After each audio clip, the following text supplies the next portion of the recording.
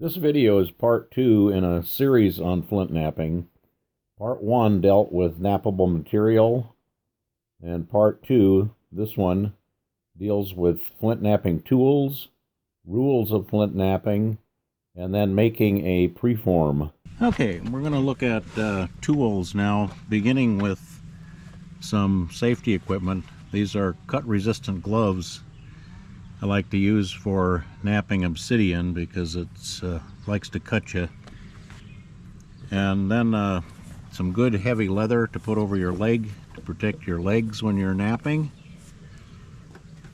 And then boppers. I use mostly copper boppers, probably 95%. These are all boppers that I've made. They're all made with end caps for copper pipe. I guess this is one I bought. But like the size here, these are the ones that I use mostly. I've also got a part of an elk antler here. I like to use that for obsidian or glass. And I've got a antler from a white-tailed deer. I like to use that for glass too. Hammer stones. I've got lots and lots of hammer stones, all different sizes. Pick one out that fits where you're needing to remove stone. And there's a lot of them around where I am, so I can pick them up real easy.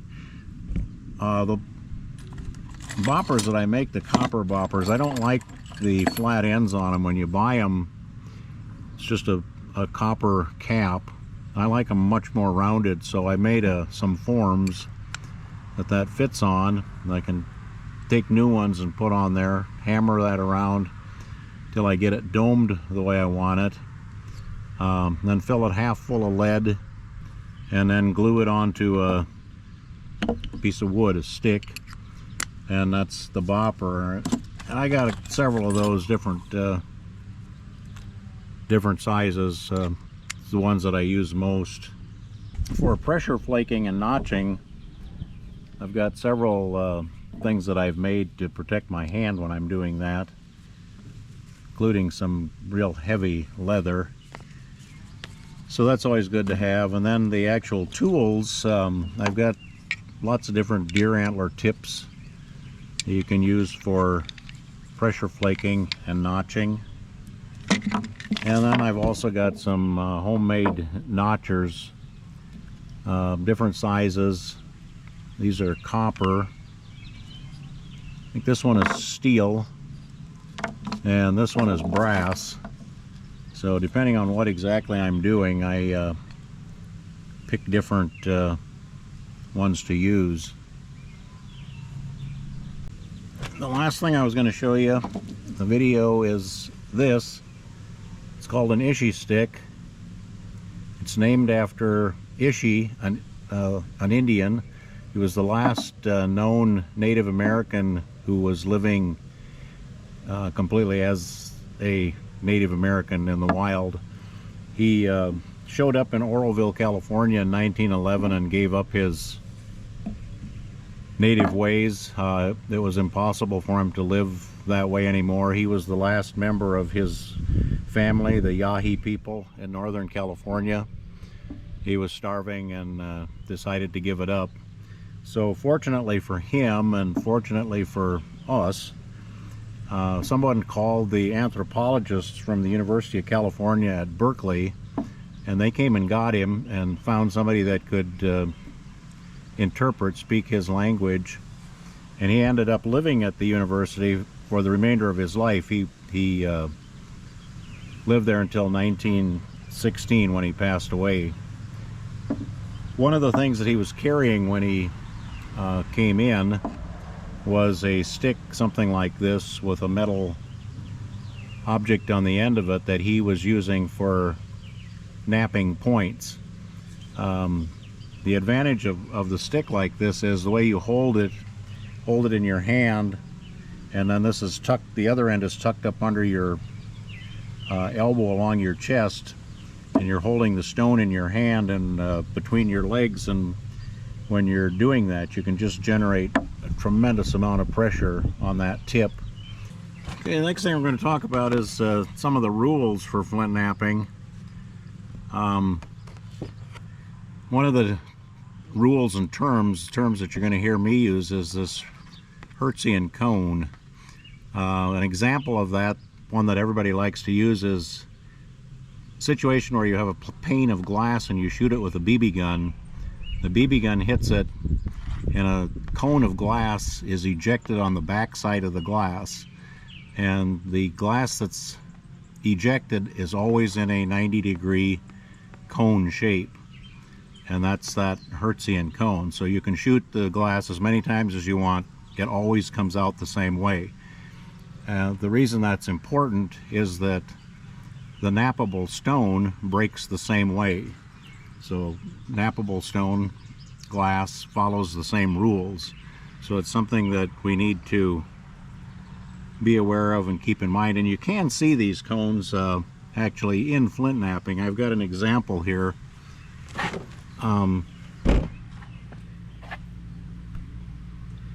This is an old point that I made a long time ago, but when I notched it, if you look at the notch, I'm gonna have to get another picture of this, but right here is an almost perfect Hertzian cone, and there's one on the other side too. That last stone that was popped off there came off as a cone. So it's something that you see in real life. The next thing that we're going to look at is, if you had a stone that's shaped like this, just to show you different situations. This end is round. We've got two kind of square corners. One is greater than 90 degrees, one is less than 90 degrees. And if you're flint knapping, you don't try to flint knap something that's greater than 90 degrees. This isn't going to work. So you want to find something that's less than 90, and this is just barely less, but so we should be able to flake this way off the stone, or we should be able to come down and flake this way off the stone. So when you see flint knappers having a rock in their hand and they're flipping it around, looks like it's a hot potato, what they're looking at is where there needs to be stone removed, where bulk needs to be removed, and then they're looking at angles to see, okay, I know what I want to remove, now where's an angle that I can use to remove that. And once you get down to a biface is a piece of stone that's only got two surfaces. It's got a top and it's got a bottom. It's like two dinner plates put together like that. So from the rules that we were talking about, we need this edge that's less than 90 degrees where we can flake. And the other thing that we need to know is, on a biface like this, to remove bulk here, we have to have some place that we can strike it below the center line. So below the center line, greater than 90 degrees doesn't exist. So you'll see people chipping off the end of a stone, and they usually refer to that as raising an edge, and that's what they're doing here. You're chipping away the end of the stone, raising this edge, making it flatter. Okay, then when you turn that over, flip it 180 degrees, now we've got this situation, and now we've got an area down here where we can remove stone. We've got an angle here that's less than 90 degrees. If we strike the stone right there, we should get that Hertzian cone type shape of breakage, and if we do, this section right here is going to come off.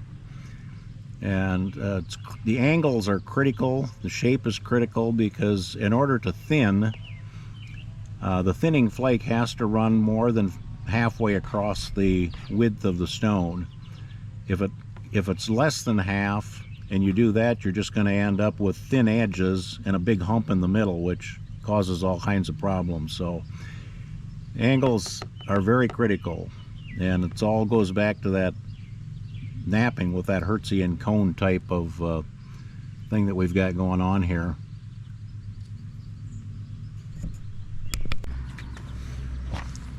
is this is one of the stones that we found and heat treated. And I didn't think it would be one that I would want to use, but when it came out of the heat treating cooker, I noticed that the crack here in it has started to release.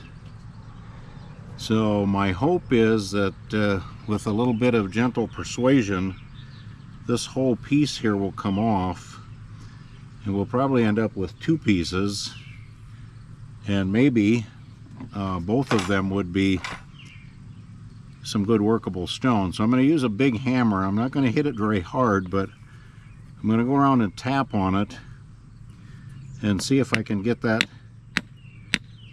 to release.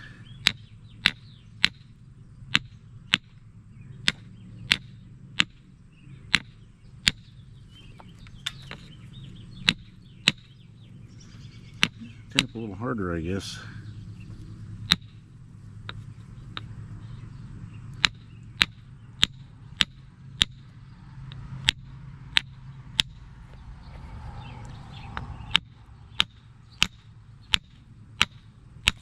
Oh, there it came.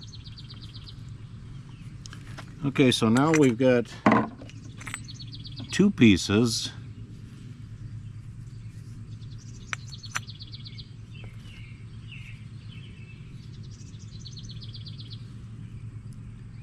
It looks to me like probably either one of them would work for what we want to do, so let's try this one.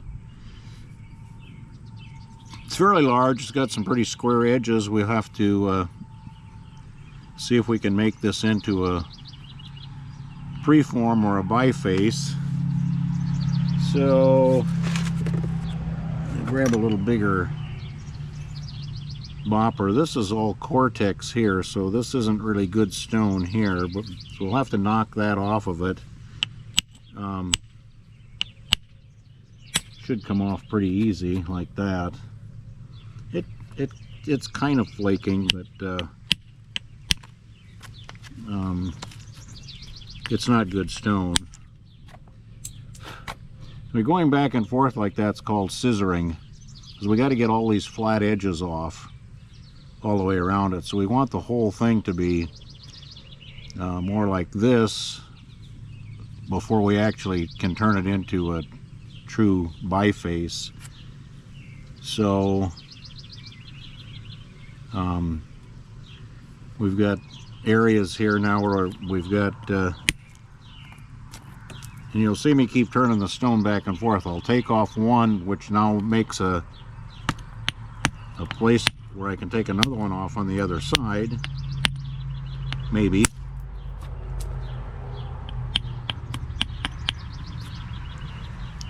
And again, flip it over, see if we can, I'm not sure about that one, but yeah, maybe.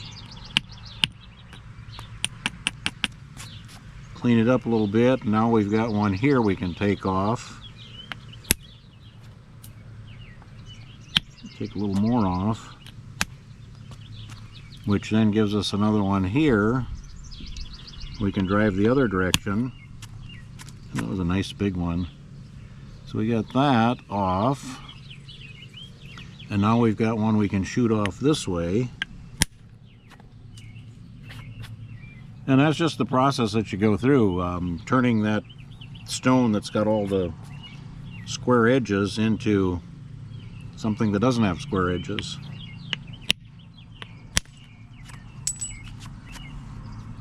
Looking at the angles, looking at where I can hit it. So the next piece that I'm going to take off is going to be in here. I'm going to hit it right there. I didn't hit it good. Still didn't hit it good. There I did. So I took that off, which again now sets up, and I can take some off of this side here by striking this way.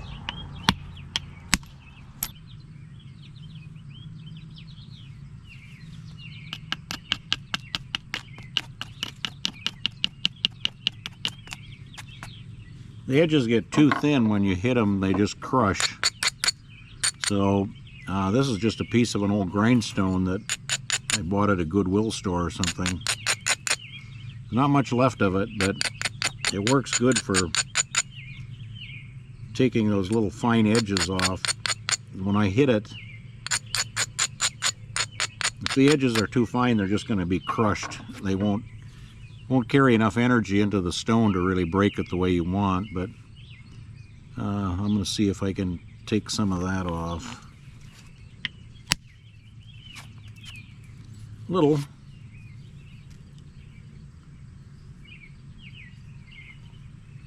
But see, we're pretty much got a preform going here already now. And remember the angles here. That was good. That took that whole piece off. That run that down to there, so it's kind of a bump there. Get rid of some of it. I'll be able to get rid of more of it here, but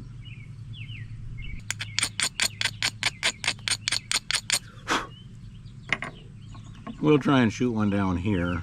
The brakes like to follow ridges, and there's a ridge coming down there towards that. That's the bump we need to get rid of. But ooh, that was a big one. So that was on there like that. There's the ridge. Took a little deeper than what I thought, probably because I hit it higher, but that's okay. That did a lot of thinning there on that, so you see how it works.